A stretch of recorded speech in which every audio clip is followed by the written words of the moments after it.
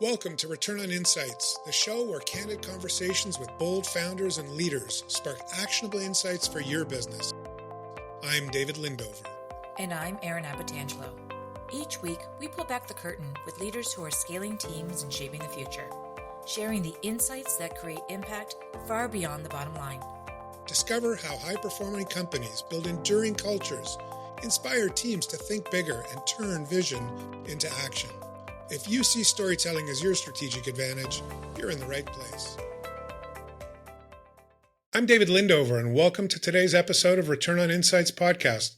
Today, we're exploring revolutionizing software development, how and why AI agents and agile business models are crucial for companies to compete effectively.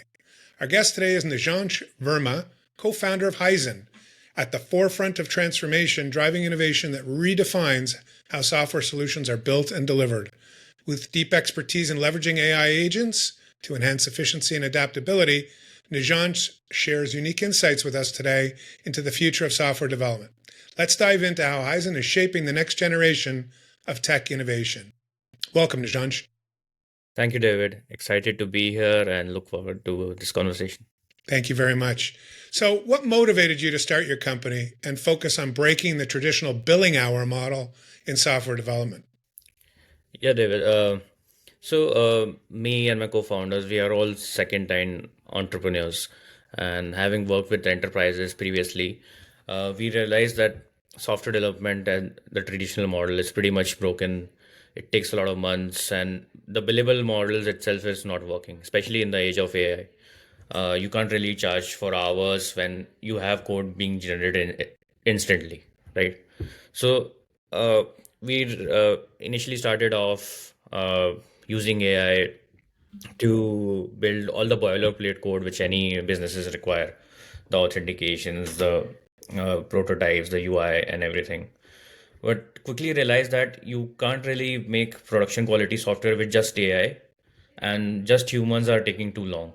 So we started working on a model which is more agile, which is more focused on enterprise grade software, but moves at the speed of business outcomes, not just timesheets. So that's why we brought in this entire different model of working. We call it a sprint-based model, where the core atomic unit of delivery is a sprint, which we categorize as the outcome of work which you can deliver in 1 week using AI and humans both. We define what we are going to deliver in 1 week, deliver that to the client. They see that this is moving in the right direction, this is of their expected quality, and we go week on week and deliver that to the clients. So this sprint-based model completely flips the script on the entire resource-based, project-based, or billable hours model, where instead of charging clients for their the amount of time we have worked on, they see and pay for the outcomes they get. So that's what we are working on, the delivering outcomes instead of the time taken to deliver those outcomes. Can you explain how your proprietary AI agents function throughout these different stages of the delivery cycle? You mentioned, human intervention, AI working together. Yeah. How does that actually, roll out? Yeah. What should a customer expect? Yeah. So what we have done is we have broken down the entire software development lifecycle into 4 different agents.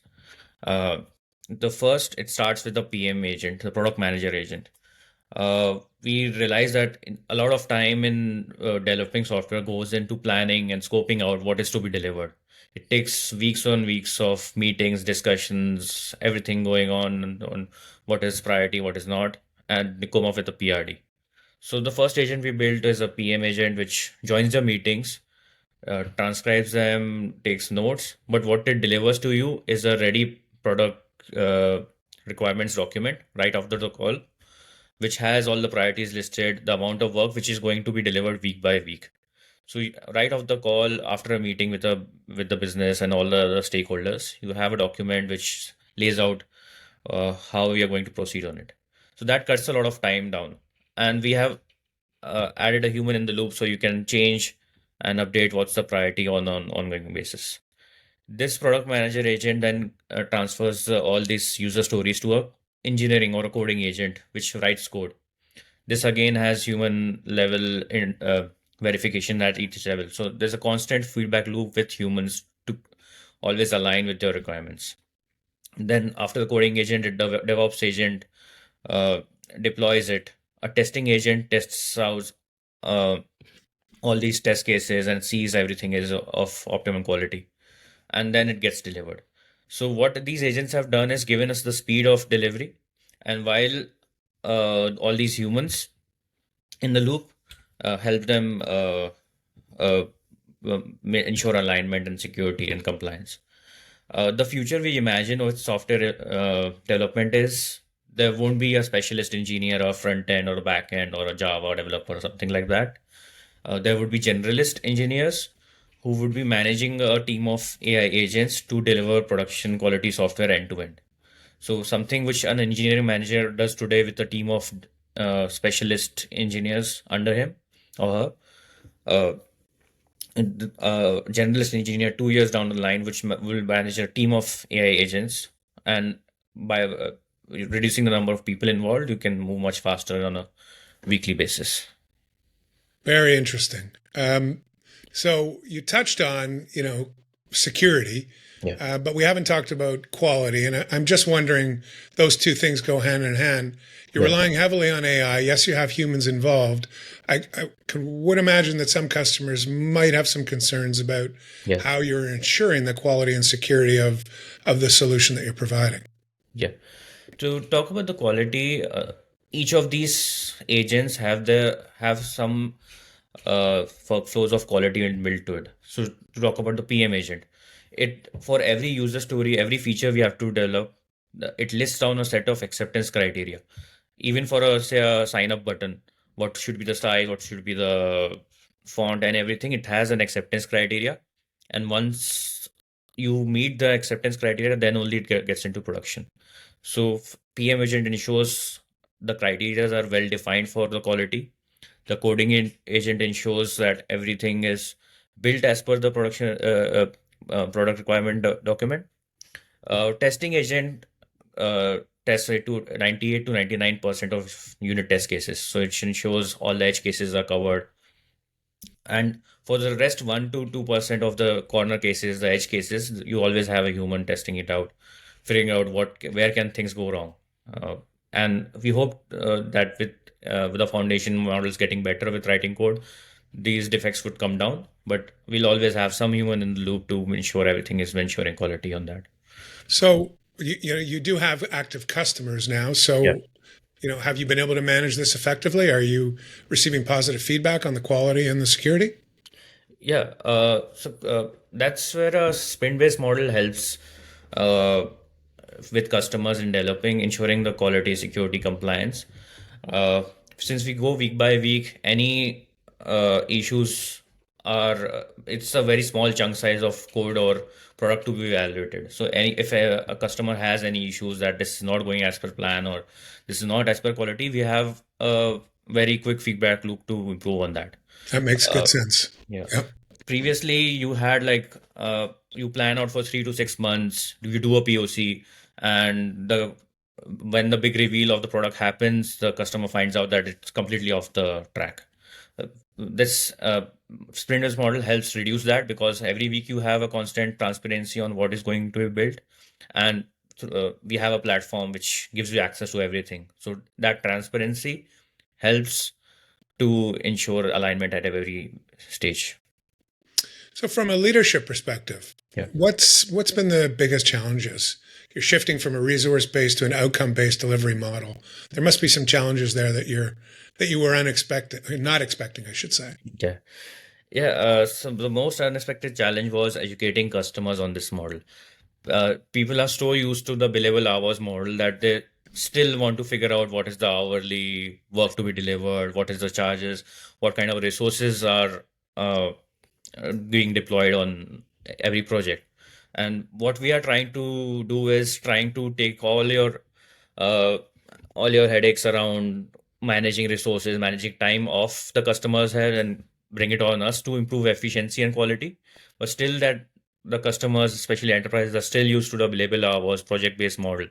that they're taking some time to shift to a different model right now. So a lot of effort goes in for us to educate the customer that this is more outcome, this is more aligned to your business outcomes, not just going delivering some project and going off it. We want to ensure a continuous engagement with the client, uh, where we constantly help you build improve on your product further.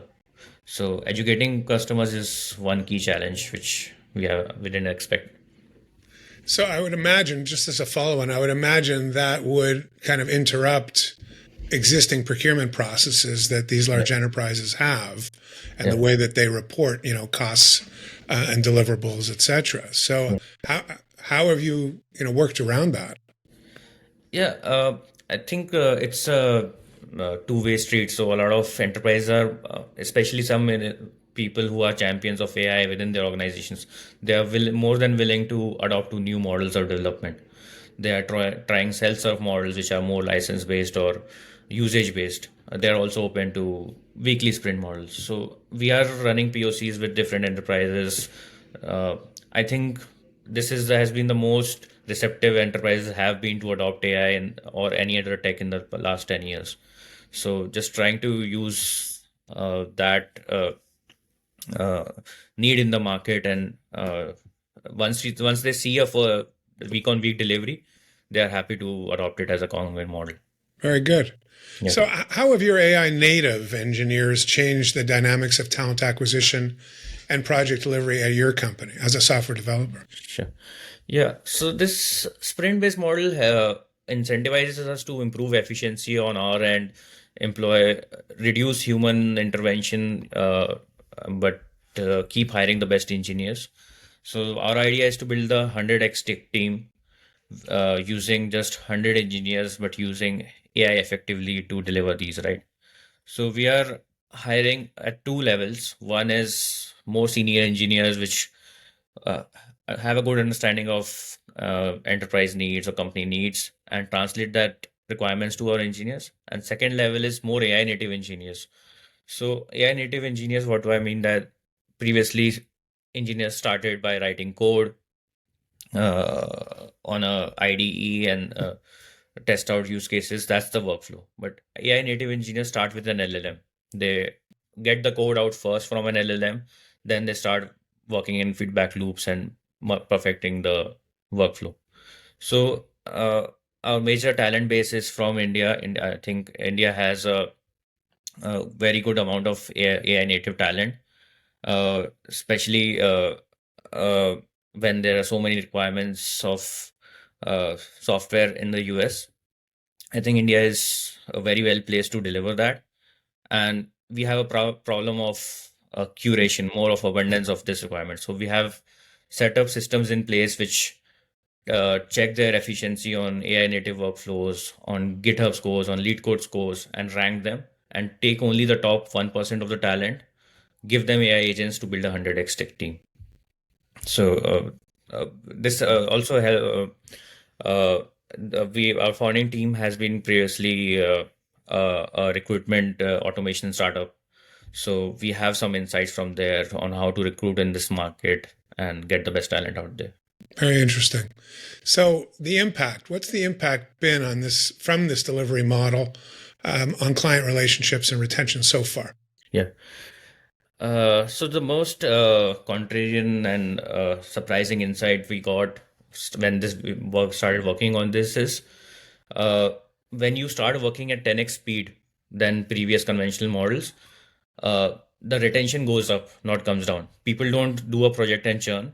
They start working more with us. They become more aspirational. So speed unlocks aspirational value for us. When you see you can travel 10x faster to one place to another, you don't limit yourself. You think in the same time, how much farther can I go? So if you're building a marketplace, you'll add in 10 more features within the same time. So what we have seen is retention has gone up because of faster delivery. People have become more aspirational of what they can actually do in a few months, which took years before. So aspirational value has increased, which helps in retention. And people are looking for more production quality right now. So since we are more focused on quality, compared to models which just use AI. Uh, uh, we are seeing good demand of products which can be delivered on a weekly basis. Secondly, a lot of enterprises, they have existing workflows and they don't want them to be disrupted, right? So that's where human engineers come in and help be effective, because integrations with already existing workflows uh, is a key part of delivering the software. So uh, once you have human in the loop with agents, it helps in integration with enterprises, and uh, uh, that drives retention and customer retention for us. Very good. Final question. How do you see the future of software development evolving with more integrated AI and agile business models? Yeah, as I said, the future is more generalist engineers. There won't be no specialization for engineering. People will have to manage agents end to end, right from planning, scoping out the requirements, to deployment, to testing, to UI, everything managed by one engineer or one full stack developer. So we'll see more generalist teams, which are smaller in size.